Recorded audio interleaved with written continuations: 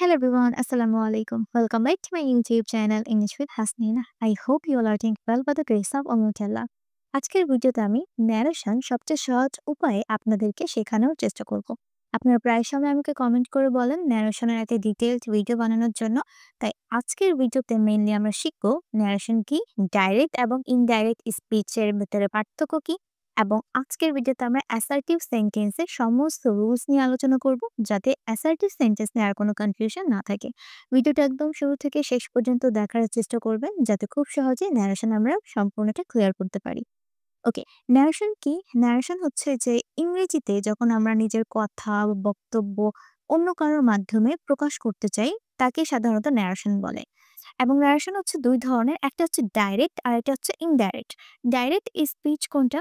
Direct speech হচ্ছে বক্তা যখন নিজের কথা হুবহু প্রকাশ করে, হুবহু নিজের কথা প্রকাশ করে, এবং সেখানে কিন্তু আমরা একটা কোটেশন মার্ক ব্যবহার করি। এই যে এই ধরনের একটা কোটেশন মার্কে সেন্টেন্সটা বরাদ্দ থাকে। এবং ইনডাইরেক্ট স্পিচ কি? ইনডাইরেক্ট স্পিচ হচ্ছে বক্তা যখন অন্য কারোর কথা নিজের ভাষায় নিজের মতো করে প্রকাশ করতে চায় এবং কোনো ধরনের কোটেশন মার্ক ব্যবহার করে না, তখনই সেটা হয়ে যায় ইনডাইরেক্ট স্পিচ। ওকে, ইনডাইরেক্ট স্পিচে আমরা যে কোটেশন মার্কটা ব্যবহার করব না।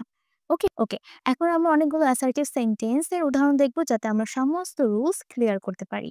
ওকে, he said I love my parents. Okay, এখানে দেখেন কোটেশন মার্ক দেওয়া আছে, তার মানে হচ্ছে যে এটা হচ্ছে একটা ডাইরেক্ট স্পিচ। এটাকে আমাদের করতে হবে ইনডাইরেক্টে। আমরা কিভাবে করব? তাহলে আমরা চলে যাই কয়েকটা সুপার ইজি কুইক ফর্মুলাতে। এই ফর্মুলাগুলো যদি আমরা মনে রাখতে পারি, তাহলে ন্যারেশন একদমই ইজি হয়ে যাবে। যেমন অ্যাসার্টিভ সেন্টেন্সে এই সমস্ত রুলস আমরা ফলো করব। অ্যাসার্টিভ সেন্টেন্সে যখন আমরা দেখব যে সেড আছে, তার মানে হবে সেড দ্যাট। Okay, that. এই যে এখানে যে একটা কমা ব্যবহার করা হয়েছে না, এই কমার বদলে আমরা কি করব? দ্যাট ব্যবহার করব। সেড থাকলে সেড দ্যাট, সেড টু থাকলে হবে টোল্ড। ওকে, তাহলে আগে একটু ক্লিয়ার করি। হি সেড, তাহলে আমরা কিভাবে বলবো? আমরা সিম্পলি কি বলবো? হি সেড থাকলে কি হবে? সেডই হবে, হি সেড। আর এখানে যে কমা দেখছেন, এই কমার পরিবর্তে আমরা দ্যাট ব্যবহার করব। সমস্ত অ্যাসার্টিভ সেন্টেন্স আমরা কি করব? দ্যাট ব্যবহার করব। He said that. তারপর আমরা দেখব যে এখানে সাবজেক্টটা কাকে ধরছে। এখানে বলেছে আই লাভ মাই প্যারেন্টস। তাহলে এই কথাটা কে বলেছে? এই আইটা কার সাথে সম্পর্কযুক্ত? এই আইটা হচ্ছে হি এর সাথে সম্পর্কযুক্ত। সে বলেছে। তাহলে এখানে আমরা কি করব? আই এর পরিবর্তে কি হবে? সাবজেক্ট এখানে কোনটা হবে? He. Okay, he said that he. Okay, he said that he. তারপর এখানে কি আছে? লাভ। এখন লাভটা কোন টেন্সে আছে আমাদেরকে এটা ফলো করতে হবে। এটা হচ্ছে প্রেজেন্ট ইনডেফিনিটে আছে, প্রেজেন্ট টেন্সে আছে। তাহলে কোনো রুলস যদি, কোনো সেন্টেন্স যদি প্রেজেন্ট টেন্সে থাকে, তাহলে আমাদেরকে পাস্ট টেন্স করতে হবে। আর যদি পাস্ট টেন্সে থাকে, তাহলে আমাদেরকে পাস্ট পার্টিসিপলে করতে হবে। আমি উদাহরণ দিয়ে আপনাদেরকে বুঝিয়ে দেব, কোনো অসুবিধা নেই। ওকে, এখানে যে প্রোনাউনটা আমাদের আছে, এই প্রোনাউনটা আমাদেরকে সেন্টেন্স বুঝে বুঝে ব্যবহার করতে হবে, যে এই কথাটা কে বলেছে, এই প্রোনাউনটা কাকে ধরেছে। প্রোনাউনটা ধরেছে হি কে, এজন্য এখানে কি হবে? He. He said that he. এখানে কি আছে? লাভ, যেটা প্রেজেন্টে আছে, তাহলে কি হয়ে যাবে? পাস্ট হয়ে যাবে, হয়ে যাবে লাভড। Okay, he loved. এখন মাই, এই মাইটা কাকে ধরলো? মাইটা অবশ্যই হি কেই ধরলো, তাই না? হি হি কে ধরলো। তাহলে এখানে হি এর জন্য আমরা কি ব্যবহার করি? হিজ। আই এর জন্য কি হয়? মাই, পজেসিভ ফর্মে। আই এর জন্য মাই, হি এর জন্য হিজ। তাহলে এখানে কি হবে? His. Okay, he loved his parents. Okay, একটু কি আমরা বুঝলাম? তারপর ফুল স্টপ। এখানে কোনো ধরনের কোটেশন মার্ক আমরা ব্যবহার করব না। আচ্ছা, তারপরেরটা দেখি আমরা পারছি কিনা। Arif said to me, Riya is my friend. Arif বলল রিয়া আমার বন্ধু। তাহলে এখানে দেখেন কি আছে? said to। যদি said to থাকে, তাহলে আমাদেরকে ব্যবহার করতে হয় told। ওকে, তাহলে লিখি আরিফ, আরিফ told। ওকে, told। এই said to এর পরিবর্তে আমরা লিখলাম told, তারপর কি আছে? মি, এখানে আমরা মি ব্যবহার করব। ওকে, আরিফ told me, আর এই কমার পরিবর্তে আমরা ব্যবহার করব that। Arif told me that Riya is my friend.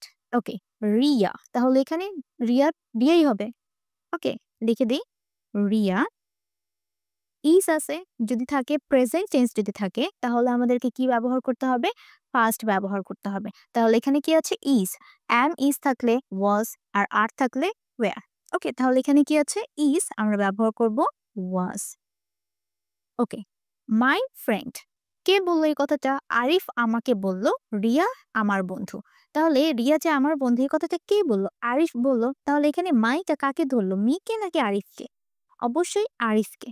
ওকে, তাহলে এখানে আরিফের জন্য যেহেতু আরিফ একটা ছেলে, এখানে কি আছে? মাই, আমরা এখানে দিতে পারি his. Riya was his friend. Okay, আশা করছি আমি আপনাদেরকে বোঝাতে পারলাম। এই জিনিসগুলো আমরা সেন্টেন্স অনুযায়ী ব্যবহার করব যে আসলে এই মাইটা মিকে ধরলো নাকি মাইটা আরিফকে ধরলো। যাকে ধরবে সেটার পজেসিভ ফর্ম আমরা এখানে ব্যবহার করব।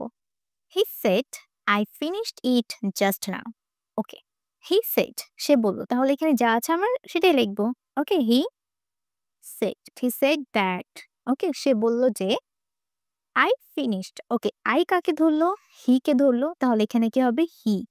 এখন দেখেন এটা কি আছে? ফিনিশড। এটা কোন টেন্সে আছে? পাস্ট টেন্সে আছে। তাহলে পাস্ট টেন্সে যদি থাকে তাহলে আমরা কি করব? পাস্ট যদি থাকে তাহলে আমরা সিম্পলি পাস্ট পার্টিসিপলটা ব্যবহার করব। আচ্ছা, এখানে আমি আপনাদেরকে ডিটেইলড রুলস গুলো বলে দিচ্ছি, আপনারা নোট করে নেবেন। এই সমস্ত রুলস গুলো কয়েকবার আপনারা প্র্যাকটিস করবেন তাহলে হয়ে যাবে। আচ্ছা, তাহলে দেখি এখন এখানে কি হবে? যেহেতু এখানে পাস্ট টেন্সে আছে তাই আমরা কি করব? আমরা পাস্ট পার্টিসিপল টেন্সটা ব্যবহার করব। এখানে কি আছে? ফিনিশড। পাস্ট পার্টিসিপল আমরা কি করি? হ্যাড প্লাস ভার্বের পাস্ট পার্টিসিপলের ফর্মটা ব্যবহার করি। তাই এখানে সিম্পলি আমরা বলবো he had. He had finished. Okay, he had finished it. Okay, এখন এখানে আছে জাস্ট নাও। এই জাস্ট নাও এর পরিবর্তে কি হবে? এখানে দেখেন আমরা টাইম এবং প্লেস অনুযায়ী কিন্তু আমাদের ডাইরেক্ট এবং ইনডাইরেক্ট স্পিচ গুলো চেঞ্জ করি। যেমন যদি থাকে নাও তাই বলতে হবে দেন। নাও এর পরিবর্তে কি হবে? দেন। টুডে এটার পরিবর্তে হবে that day. Yesterday the previous day. Tomorrow the next day.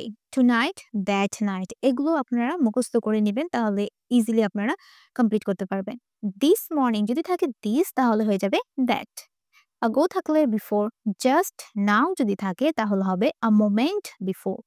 Just now এর পরিবর্তে আমরা কি লিখবো? A moment before. Last week or last night তাহলে কি হবে? The previous night or the previous week. Next week থাকলে দ্য ফলোইং উইক। ওকে, তারপর প্লেস অনুযায়ী আমরা এখানে চেঞ্জ করি। যেমন হেয়ার থাকলে কি হবে? দেয়ার। দিস থাকলে দ্যাট। দিস থাকলে দোজ। কাম থাকলে গো। ওকে, এই চেঞ্জগুলো করতে হয়। তাহলে এখানে কি হবে? জাস্ট নাও এটার পরিবর্তে আমরা কি বলবো? A moment before. তাহলে আমরা বলবো a moment before. Okay, they said we will help you. Okay, they said তাহলে কি হবে? They said that. They said that. এখানে কি আছে? উই। তাহলে উইটা কাকে ধরলো? দে কে। তাহলে এখানে সিম্পলি দে এর ব্যবহার হবে। He said that they. এখানে কি আছে? উইল। যদি থাকে উইল তাহলে আমরা উড ব্যবহার করব। প্রেজেন্টে কি হবে? পাস্ট হবে। প্রেজেন্ট থাকলে পাস্ট। তাই আমরা বলবো দে উড হেল্প। এখন বলা হচ্ছে ইউ। ইউটা কাকে ধরলো? ইউ যদি থাকে তাহলে আমরা এখানে মি ব্যবহার করব। ওকে, দে উড হেল্প মি। আচ্ছা, তারপরটা শি সেড টু মি। তাহলে এখানে কি হবে? শি সেড টু আছে তাই হবে told. She told me that. She told me that. কি বলবো আমাকে? Okay, I don't know the answer. এখানে দেখেন এটা কিন্তু অ্যাসার্টিভ সেন্টেন্সের নেগেটিভ ফর্মটা আছে। তাহলে এটা কিভাবে করব? এখন এখানে আই কাকে বললো? এই কথাটা কে বললো? সে আমাকে বললো। তাহলে এই আই কাকে ধরবে? শি কে ধরবে। সে এই কথাটা ডাইরেক্টলি বলেছে। শি। এখন এখানে কি আছে? Don't. Do not, does not বা ডু ডাজ যদি থাকে তাহলে আমরা কি করব? পাস্ট একটা ব্যবহার করব, মানে ডিড ব্যবহার করব। তাহলে এখানে কি আছে? ডোন্ট আমরা বলবো didn't. She didn't know the answer. আচ্ছা, তারপরটা দেখি কিভাবে বলবো আমরা। He said you are not serious. Okay, he said তাহলে কি হবে? He said that. এখন ইউ কাকে ধরলো? অবশ্যই হি কে ধরেনি, কারণ সে বলেছে তুমি সিরিয়াস না। তুমি, তাহলে এখানে হি কে কখনোই ধরবে না, তাই না? তাহলে ইউ কাকে ধরছে? ইউ ধরছে মি কে, মানে আমাকে ধরছে। তাই এখানে আমরা বলতে পারি আই। ওকে, তাহলে এখানে যেহেতু আর নট আছে মানে প্রেজেন্ট আছে, প্রেজেন্ট থাকলে কি হবে? পাস্ট হবে। তাই আমরা এখানে সিম্পলি বলবো I was. I was not serious. Okay? যেহেতু এখানে I এর পর আমরা am ব্যবহার করি অথবা was ব্যবহার করি, তাই এখানে was হবে। আচ্ছা, তার পরেরটা দেখি কিভাবে বলবো আমরা? The teacher said the sun rises in the east. Okay. The sun rises in the east. এখন এটার মানে কি? এটার মানে হচ্ছে সূর্য পূর্ব দিকে উঠে। এই সেন্টেন্সটা হচ্ছে একটা ইউনিভার্সাল ট্রুথ মানে চিরন্তন সত্য বাক্য। যদি কোনো একটা সেন্টেন্সে মানে কোনো একটা স্পিচে ডাইরেক্ট স্পিচে যদি আপনারা চিরন্তন সত্য বাক্য পান, সেক্ষেত্রে আমরা কোনো চেঞ্জ করব না। আমরা just the teacher said that, that এর পর যা আছে সবগুলোই লিখে দিব। কোনো টেন্স, সাবজেক্ট কিছুই আমরা চেঞ্জ করব না। এখানে কি আছে? রাইজেস আমরা এভাবে পুরোটা লিখে দিব। The sun rises in the east and then full stop দিয়ে দিব। ওকে? আচ্ছা, তারপরেরটা কিভাবে বলতে পারি একটু দেখে নেই। He said I will come tomorrow. Okay, তাহলে কি হবে? হি সেড দ্যাট, তাই না? এটা অনেক easy. He said that I will come tomorrow. I কাকে ধরলে এখানে? হি কে, তাহলে কি হবে? হি। উইল থাকলে আমরা কি ব্যবহার করব? Would. Okay, he would come. এখন এখানে আছে টুমরো। যদি টুমরো থাকে তাহলে আমরা কি ব্যবহার করব? আমরা বলতে পারি দ্য নেক্সট ডে। তাহলে আমরা এখানে কি বলবো? The next day. Okay? The next day. She said I met her here yesterday. তাহলে কি হবে? He said that. এখন I কাকে ধরলো? she কে, তাই আমরা বলবো she. এখন এখানে কি আছে? met, যেটা past tense আছে। past থাকলে আমরা কি করি? past perfect ব্যবহার করি। past perfect এ কি হবে?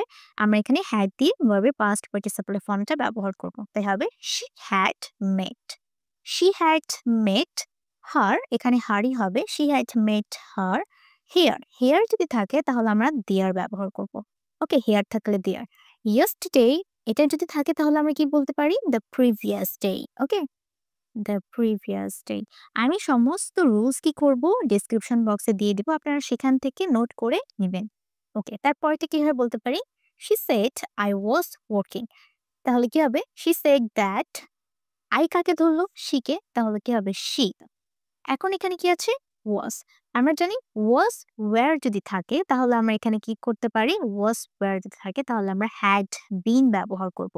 মানে হচ্ছে প্রেজেন্ট কন্টিনিউয়াস টেন্স যদি থাকে তাহলে আমরা পাস্ট পারফেক্ট কন্টিনিউয়াস টেন্সে চলে যাব। ওকে, তাহলে was where যদি থাকে তাহলে কি হবে? had been। তাই বলতে পারি she had been। she had been working। ওকে, আশা করছি আজকের ক্লাসে আমরা ন্যারেশনের অ্যাসার্টিভ সেন্টেন্সের সমস্ত রুলস শিখতে পারলাম। আগামী ক্লাসে আমি ইন্টারোগেটিভ, ইম্পারেটিভ এই সমস্ত সেন্টেন্স নিয়ে আলোচনা করব। ভিডিওটা কেমন লেগেছে অবশ্যই আমাকে কমেন্ট করে জানাবেন। সবাই ভালো থাকবেন। আসসালামু আলাইকুম।